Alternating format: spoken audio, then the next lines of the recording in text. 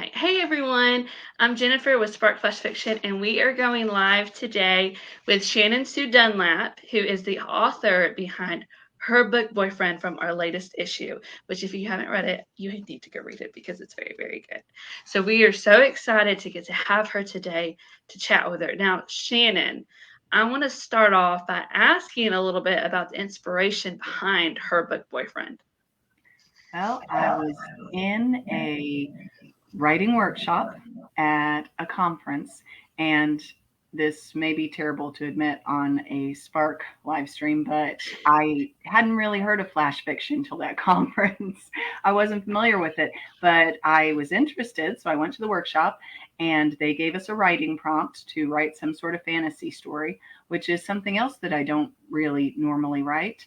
But I was sitting there, and of course, when I'm thinking about something to write and I have no idea what to write, what pops in my head but Mr. Darcy. So I guess he's my go-to guy. And I just had this inspiration of what would happen if you could date any book character you wanted.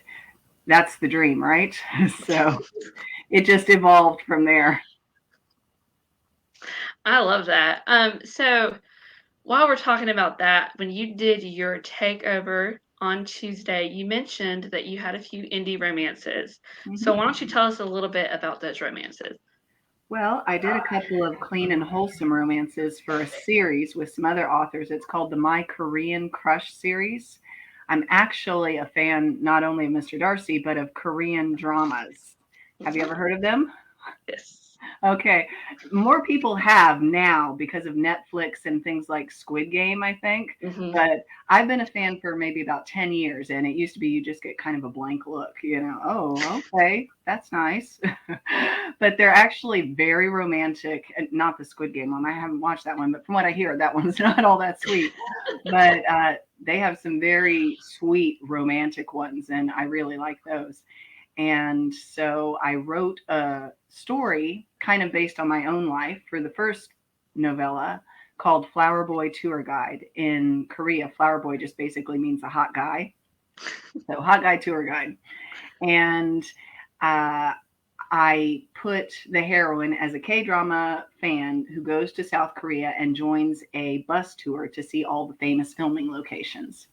So I did visit South Korea, but I never actually went on a bus tour around there. But I have been on a fan bus tour before. And here we go back again to Mr. Darcy of a Pride and Prejudice tour. And it was the Colin Firth 1990s version. So Hmm. I got to spin around in the yard of Pemberley and dress up in a costume and have tea in the Bennett's house and sit in Lady Catherine's carriage. So that was a very fun tour. And one of the entertaining things about it was there was a whole bunch of middle-aged ladies there who just kind of swooned and fangirled over Mr. Darcy through the whole tour. So I took that experience and kind of translated it to South Korea and put the Dallas drama divas in the back of the K-drama bus. And they've got the big hair and the makeup, and they're just swooning over all the K-drama locations. So it was partially real life, partially made up. Unfortunately, the hot tour guide was the made up part. I didn't have that experience. And then I did a sequel. So the sequel involved someone who had been on the tour, and then she went back to South Korea, and she went on a reality show with a Korean pop star where she pretends to be his wife. And then my third indie romance was totally separate from the Korean Crush series. It was set in a small town in Texas. I live in Texas. And the local diner owner, Hannah, is receiving creepy heart shaped notes from someone. And her handsome best friend, who's just returned to town after a few years, offers to be her boyfriend to kind of dissuade whoever this creepy guy is.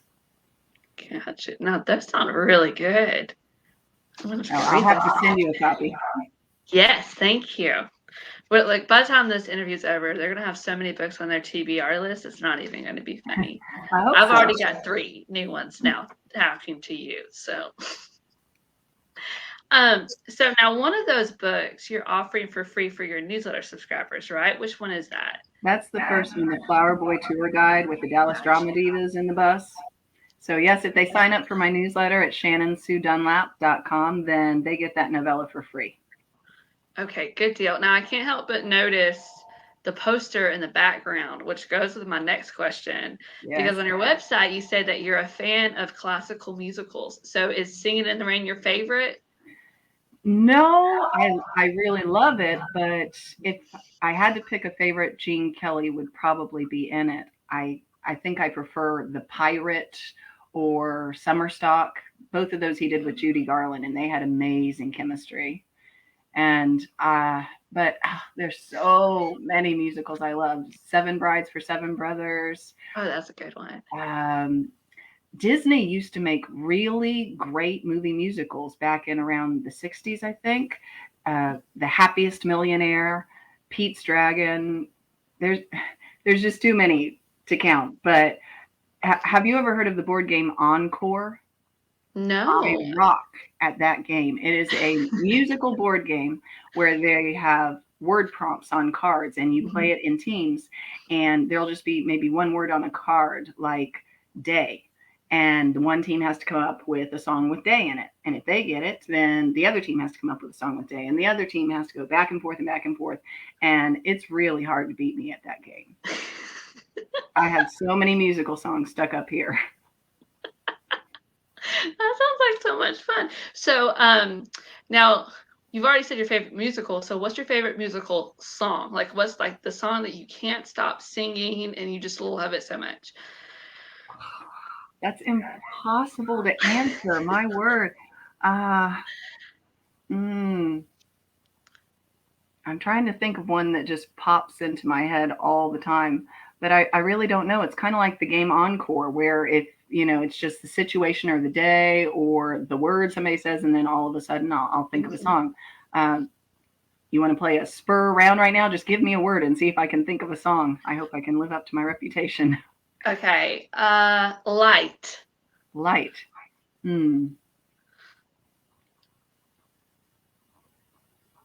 I'm sorry, this isn't a musical song, but the one that pops in my head is "This Little Light of Mine." That It's a good one, song nonetheless. yes, it is. Okay, I'll give you one more and I'll try to be a little bit nicer. How about Heart? Heart. Okay. Um, the stars at night are big and bright, deep in the heart of Texas. I think that one was on a musical, even though it's also like a folk song. Texas Carnival with Howard Keel and Esther Williams. Oh, that's another good movie. I don't know if it's a musical, but Dangerous When Wet with Esther Williams and Ricardo Montalban, and they eventually ended up getting married years later, I believe. But they had really Wow. good chemistry. I'll need to check that one out. Oh, actually, no, I'm sorry. Ricardo Montalban was her co-star in another one. It was Fernando Lamas. That was who she ended up marrying. Cool. All right. Okay, so speaking of chemistry and such, when you Sure. were writing a romance, what is your favorite part? Is it like when they first meet? Is it their first kiss? Is it their first fight? Like, what is your favorite part to write? I really like to write the banter between two characters. In Flower Boy Tour Guide, my heroine Hannah and the tour guide Jay really didn't get along very well, at first at least. And I actually have another romance that I haven't released yet, but Mhm. it's set in that same small town of Texas. And the local mayor's wife gets mad at her husband and decides to run against him for election, and she hires the local crusader, Catherine, to be her campaign manager. So the husband, Mhm. not to be outdone, imports somebody from New York City to be his campaign manager. But since the two are married, they have shared resources and their managers have to share an office space. So there's lots of opportunity for banter, and Mhm. the situations and the tension just went back and forth. It was a lot of fun to write. That sounds like a lot of fun to read. See, to me, I find whenever I read something and it's just like so wonderful, I'm like, I can never ever write that. I bet they did that on the first try, and I'm finding it's actually not the first try. It's like the Mm-mm. 25th or something like that. Yes, I have a book I'm working on now that isn't a romance. I think I've been working on this one since 2008. Oh wow. Still hasn't been published yet, but I keep working on it. Yeah. So, now that sounds like an enemies to lovers almost. Hmm. So, do you like that romance trope? Or are there other romance tropes that you prefer to write? Mm, I do like that one, but of the three romances that I've released, actually two of them were kind of involving fake relationships. The reality show relationship, and then in the Decoy Valentine, the best friend that pretends to be your boyfriend. So for some reason, it's really fun to me to write fake relationships. And that's probably one of the reasons why I like K dramas. They use that trope a lot in it. I feel like it kind of is an umbrella that encompasses a lot of things, the marriage of convenience and the Regency romances, Yeah. and the contract wife, when someone needs to pretend they're married for something. Those stories, they're just so unrealistic, something that would never happen to us. And maybe that's what makes it so fun. Yeah. Yeah, that might be because of the escapism and Hmm. imagining the what if. Because to me, the what if is the most fun part of it. Right. So, do you have any other ones that you like to read? Any other tropes that you just like whenever you see it's part of a book, you're like, oh my gosh, I gotta try that book. The marriage of convenience one, like I mentioned, I really like those. When I was in college, I remember having like a stack of Regency romances underneath my bed, and that pops up in those a lot. Mm, I guess I have kind of narrow taste sometimes. I like what I like, and I just read that. I mean, there's nothing wrong with knowing what you want, What's right? one of your favorite tropes? Oh, it's the marriage of convenience all the way. And I See, it's think just gold. it is gold. And I think part of it is one of the first romances I read was Love Comes Softly Hmm. by Jeanette Oak, and it was a marriage of convenience, and I just loved that story. Also, you can do so much with it because there's also like the forced proximity aspect of Oh it. yeah. Hmm. So there's like just so, especially since I write historical, and so there's certain things that I can have my characters do when they're married that they Hmm. can't Right. otherwise. Like if they were in the Hmm. same room alone and they weren't married, you would have a Hmm. daddy with a shotgun coming up Right. behind them saying, "Marry Hmm. my daughter." So I think that's a lot of it. The Hmm. reasons why I love it. My second favorite is Friends to More, Oh yes.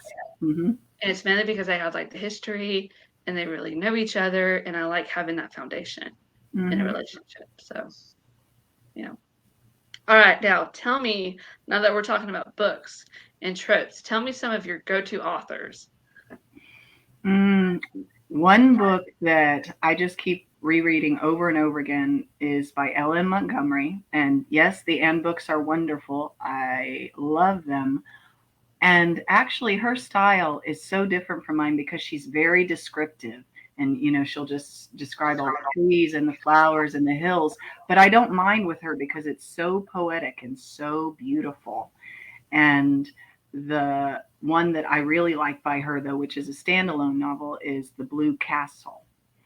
And it's almost a fake relationship in a way because the story is there's a woman who's just had her 29th birthday, which, oh, old maid back then. And she finds out, she goes to the doctor and gets this very bad medical report where it looks like she's not going to be living much longer. And she just decides to do whatever it is she feels like. She has this breathing down her neck family that she's always been cowered by and afraid of. And she just decides to stand up to them. And there's a man she's always had a crush on. So she just asks him to marry her. And he's kind of like, what? But when he finds out that she is dying, he kind of almost can't say no. And he does like her. He has a fondness for her. So he says yes. And just the progression of the story and their relationship, I love it. And for those people who are like me that are like, oh, I can't read that. I have to have a happy ever after ending. There is a twist which allows it not to be a tragic ending. Oh, okay, that's good. That's good to know. I have to admit, the only L.M. Montgomery book I have read is Anne of Green Gables, and I never really got past that one. Well, you should check out The Blue Castle. I keep reading it over and over. There's just so many books and so little time to read them all. You Yes. know, I've actually been interested in nonfiction more lately for some reason like, than maybe in the past. I've been reading some body language books. That's really interesting as a oh, yeah. writer. There was one that was written, I think he was a former FBI person. So he Mhm. was coming at it from that aspect and people lying and what cues they give off. And one that was fascinating, I think they call it the Pinocchio syndrome, where people will touch their nose a lot, when either I guess they're nervous or they're being untruthful. And then I read another book about body language that approached it from a different aspect, cues, where she talks about how we make so many snap judgments about people by the color that they're wearing or the background in their photo on Facebook or just the expression on their face. And you don't even realize you're doing it, but it's fascinating to read about. That is fascinating. So speaking of tips and stuff for writers, because that sounds Mhm. really good, what are some tips that you personally think have been helpful for you as an author? Like, what is some advice someone gave you that you have just clung to ever since? Mm. I remember I asked somebody at a writers conference what was the best advice I believe that they got. And it was hilarious. It was shut up and write. And that's one of the hardest things to do, isn't it? Just to sit down and shut up and stop making excuses and make yourself right. And then I also had a professor one time. This maybe is the one that has stuck with me the most. He said, nothing bad ever happens to a writer. It's all material. And that is so true. Like the bus tour that I told you about that I worked in Yeah. the novel, even though you tweak it and you change it a little bit.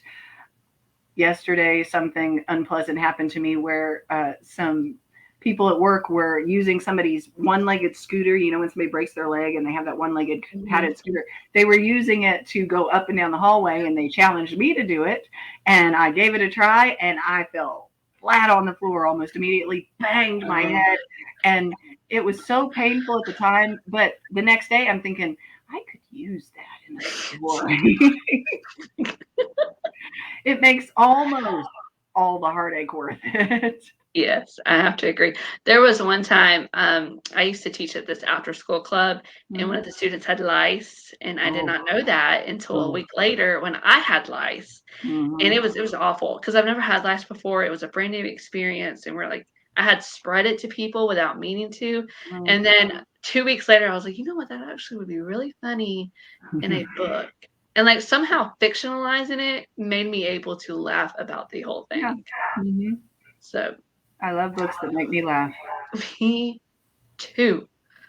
Speaking of which, when you write, how Mhm. do you put humor? Because like I was giggling throughout her book boyfriend.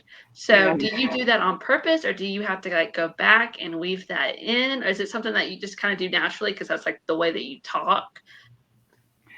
Uh, People who don't know me very well might be surprised because when you first meet me, I might come across very prim and proper. Uh, but when I write, the humor just somehow comes naturally. In the class of that professor that I mentioned, I remember when we wrote our short stories and we had to read them out loud, and I got up to read mine. And I think this was the first one I read in that class. And people started laughing out loud when I was reading it. And it kind of took me aback because I, I don't know that I had necessarily meant to make people laugh. That's just how the story happened. And I discovered that I didn't have to work hard to make my stories funny. And it's one of the biggest compliments to me when people tell me that it makes them laugh in their story. Because what's the old Bible verse? A merry heart doeth good like a medicine. Yes. So I like to think that people feel a little more peppy after reading my books because it was like medicine for their soul. Yes.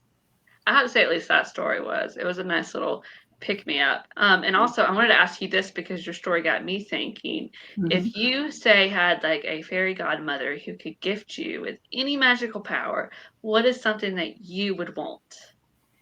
Mm. Wow, you asked me these questions that I need like a whole day to think about. I could have anything I wanted. I know that I wrote about the books, but it would also be really cool to be transported into those musicals that I love. Not the set, not the actual thing with the human beings, but the made up world and be able Mhm. to dance and sing that well and dance around and sing and wear the beautiful clothes. Oh, I would love that. That would be fun. Mm-hmm. You know, I think it would be great if someone had a magical power where they didn't have to sleep. Because Ooh. imagine that you could stay up and read all night and not be tired the next Right. day. Mm-hmm. But all right, well, this has been really fun, Shannon. That's all the questions I have for you. But I wanted to give you an opportunity if there was anything else that you wanted to share with the ones watching. Hmm. Well, we already mentioned my newsletter. If anyone wants to sign up for that, that's awesome. You can find my books on Amazon or I believe barnesandnoble.com under Shannon Kent. That's my pen name that I wrote under for that. And I guess just wishing the readers, I hope you have something today or tomorrow that brings a merry heart to you and makes you laugh. Thank you, Shannon. I really appreciate you being here today, and I appreciate you being patient with all of the technical difficulties. This was No, a I've lot of been looking fun. forward to this. I'm glad I got to talk to you. Okay. Well, thank you everyone for joining us. We hope that you have a wonderful night. Don't forget to go over to Shannon's website. I believe it's shannonsuedunlap.com. Sign up for her newsletter so you can get that free story. And if you haven't yet, go over to sparkflashfiction.com and check out her story, Her Book Boyfriend. I promise you will not regret it. It is the perfect thing to read when you're in a car pickup line or a drive-through line, or if you just had a really bad day and you need something short before bed and you don't want to commit to a whole book because you know you'll be awake until 3 a.m. So if you have any questions for Shannon, you're more than welcome to comment on this video, or you can go to her website and shoot her an email. Yes, I would have to recommend some movie musicals or K-dramas if you're more interested in those. Yes, recommendations are always fun, y'all. So if you feel like staying up until 3 a.m., I'm sure Shannon is your girl and she will give you plenty of recommendations to procrastinate with. So everyone, y'all have a great weekend. Thank you. Thanks. Bye.